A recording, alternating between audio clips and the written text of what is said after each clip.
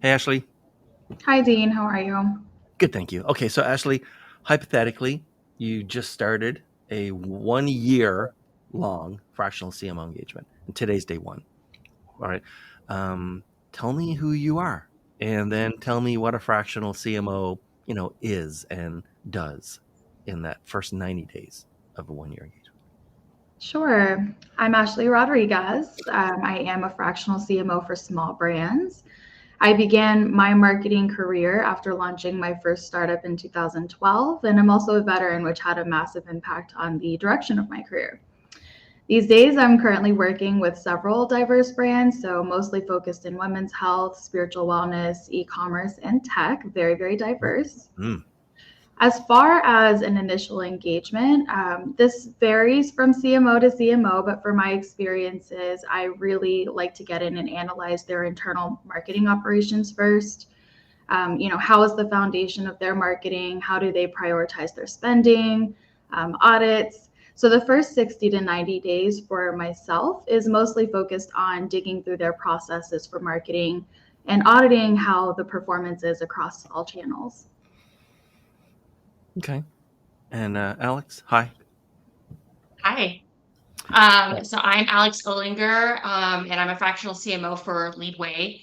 I started my career in entertainment marketing, working for World Wrestling Entertainment, and then moved on to Mattel, where I Mhm. had the chance to work on some well-known toy brands that you might know, like Disney Princess and Hot Wheels.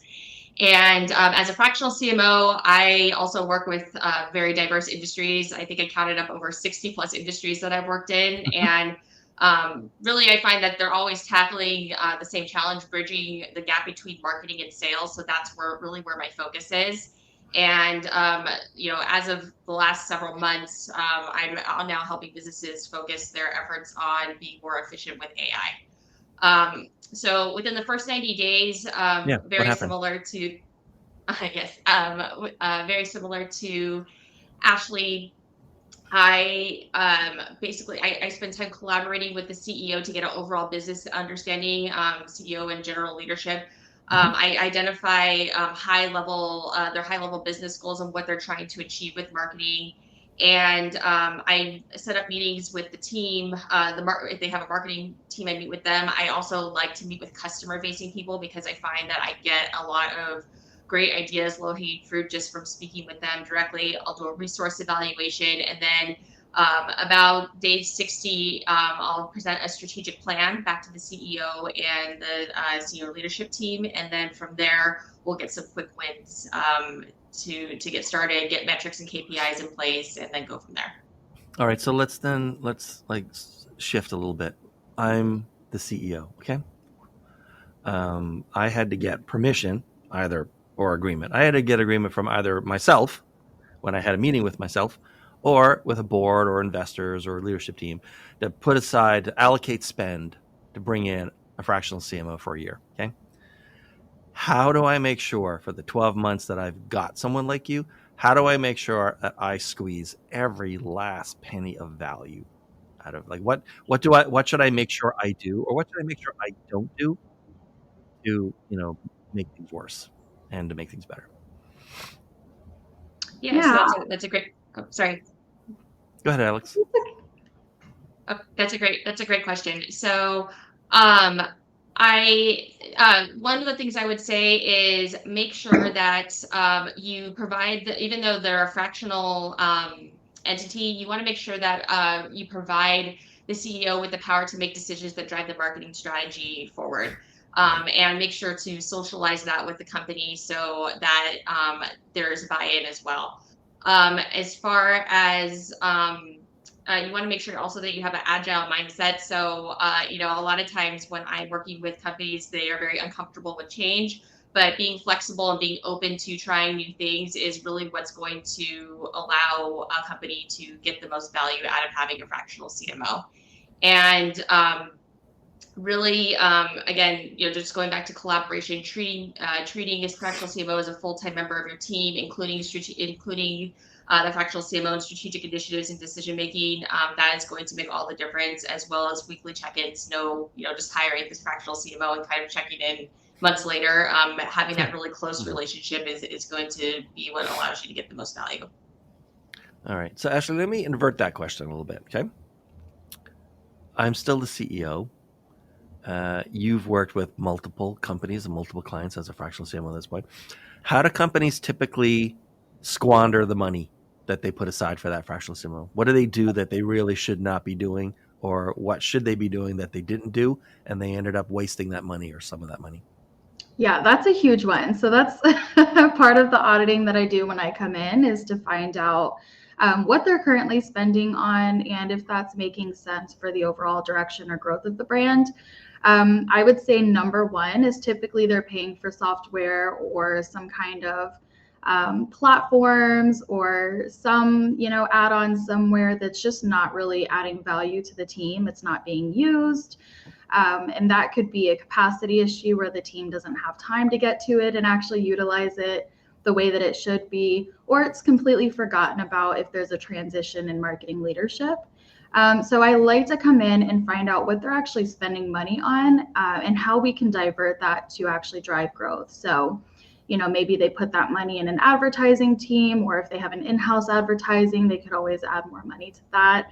Or putting it aside for marketing savings, because I do work with small brands. Having a nice cushion of marketing savings is really, really important for those brands. Okay. Yeah. All right, then. Ashley, let's shift again towards the marketing department. Okay, so let's say I'm still the same CEO, and one of the reasons I brought in a fractional chief marketing officer instead of hiring a middle manager or marketing director or something is that I want my marketing function, I want my marketing team or department to be quantifiably better at the end of the 12 months than it is on the first day that CMO shows up, right? Like, how does bringing in a fractional CMO improve or even just change a marketing group?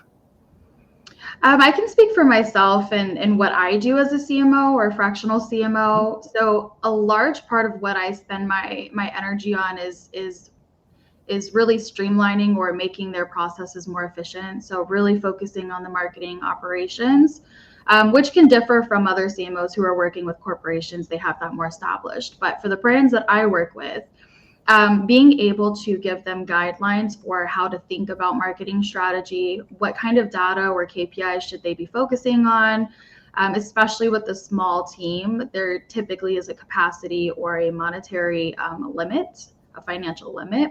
And so I come in and I get really, really creative with what we should be focusing on, how we can streamline their processes, and then teaching their team that, because ideally I would like to be able to move away from that contract after the 12-month period.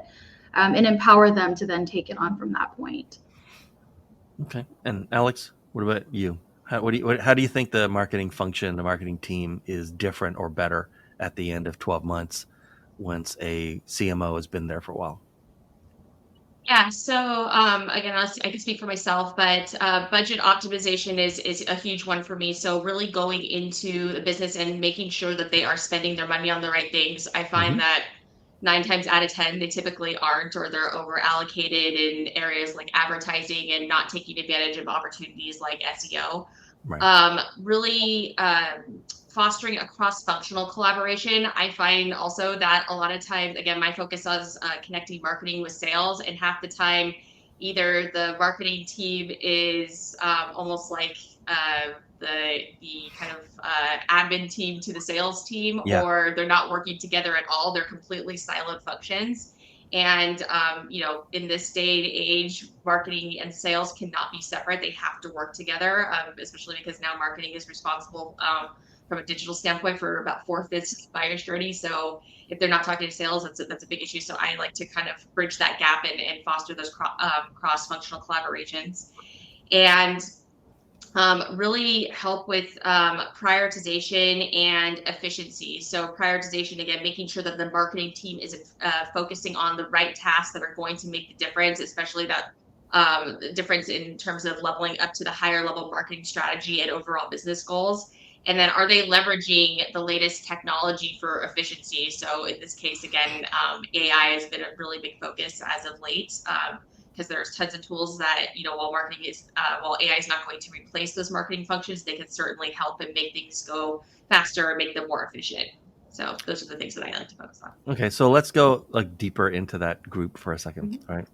Let's imagine that. Okay, imagine that your best friend says, "Hey, Alex, my daughter, son, just got out of college and just landed their first ever full-time job. They're the most junior person in a marketing group, and that marketing team, the company just brought in a fractional CMO. Do you have any advice for my kid on sort of how to take advantage of that short 12-month window of having an actual CMO?" Because according to what Yes. they said, they've only ever had like management people, right? I mean, honestly, let's face it. You go into a small enough company, it's not unusual for someone to think, "Wait a minute, didn't we already have a head of marketing? It's the same person who's the head of sales, right? Or it's the CEO, right?" So they may have had management in marketing above them, but they've never had leadership, right? So like, what advice would you give that kid and say like, "Hey, like, you should think about it this way while you've got that person, like, in that domain." Yeah, that's a great question. So fractional CMOs are definitely really experienced. So my advice to your kid or any junior level marketing person who is working with a fractional CMO is to get three key things out of them. So first, strategic exposure. So I think it's really important. Oftentimes junior level marketing people get lost in kind of the day-to-day nuanced tasks, and really, No. I think you could use the fractional CMO to really get a better understanding of how those daily tasks align with the bigger picture and company strategy, so you can actually see how you're making an impact within the company. The second thing I would say is, getting a better understanding of metrics and KPIs. Again, this is something that's kind of not that top of mind with junior level marketers, but being able to learn which marketing metrics measure performance, and which ones to focus on for what you're working on. And then the last thing is, utilize a fractional CMO to learn more about marketing trends and tools. You can gain a really good fractional CMO is on top of the latest marketing trends, the latest marketing tools and platforms, MarTech, and you could really gain insights to emerging trends. Again, going back to things like AI, different SaaS platforms, different ways to different tools, and you can learn how to apply them and make better campaigns. And Ashley, what would you tell 22-year-old Ashley in that same situation? Junior marketer, CMO's just been brought in for a year. Yeah, Alex did a really great job covering like more of the technical aspects of marketing and how to pull from a CMO or fractional CMO. So I think I'll go more philanthropic. For me, I would really recommend that they kind of get into the mind of that fractional CMO. What did their career journey look like? I noticed a lot of times once junior marketers kind of get a few years in, they become very discouraged because they've outgrown the position that they're in, but they don't really know where to go from there in their marketing career. And because marketing is so diverse, you can really make it what you want it to be. So I think it would be interesting for them to get an idea of what that fractional CMO's career journey looked like. And then maybe overall strategy. How do they identify areas of opportunity? A lot of that is going to be the data points that Alex mentioned, but also the process for identifying areas of opportunity. So going back to that internal marketing operations, because many brands that I work with, again, very small startups and small brands, they don't realize that there's an actual operations to the marketing. And so they're kind of haphazardly doing their marketing, what they call marketing strategy, without a real foundation in place. And so I think those two key components could really help make a junior marketer well-rounded, in addition to what Alex mentioned. Okay. And then Ashley, I'm just going to be blunt about it's time to wrap up. So I want to ask, I was kind of blunt. Sure. Like, why do this job? Like, this is an enormously frustrating job a lot of the time. Let's face it. Yeah, it can be Why? difficult. It can be difficult because there's a lot of education about what marketing truly is. And to Alex's point, marketing and sales relationships are sometimes very complicated for no reason. It shouldn't be complicated. And they're very, very beneficial to one another. But I do this job because I love the ability to empower small brands and startups to structure their marketing and structure their business like the big brands. Although they're smaller and they work with smaller budgets, they can still get a lot of opportunity for growth and, building a strong foundation if they just use these bigger brands as an example for building theirs. And what I notice is the small brands I work with, they typically start a company out of passion or skill set, and they really lack the business savvy foundations that are needed to build a thriving or scale a thriving business. And Alex, how about you? Why do this job? So a couple of, so number one, impact. So, I came from a very corporate background working for some big companies. It was a lot of times there's a lot of hierarchical, really difficult kind of red tape to even see like a small impact that you can make on the business. Working with SMBs, I can see impact almost immediately. So that, I mean, just being able to, bring value through marketing and what I do is just, it's really rewarding for me. The other piece that I think is valuable is as I enjoy the challenge of working with a variety of different businesses. I always look at marketing like a puzzle. The pieces are very similar, but in terms of how they fit together, it's always really different. So that challenge is very fun for me to solve, and it's what keeps me, I'd say, just keep going even when things get tough. All right, that's a good answer, both of you. Okay, so it's time to wrap up. Alex, who should contact you and how should they do it? Sure. So, for me, a B2B company that isn't doing much marketing yet, or whose efforts aren't really moving the needle, but they know they need marketing to get to their next growth phase, those are the types of companies I love to work with. And you can either email me at alex@getleadway, GETLEADWAY.com, or you could visit my website at getleadway.com. And Ashley, how about you? Who should contact you? How should they contact you? Yes. So I primarily work with small startups, small brands that have 1 to 5 team members.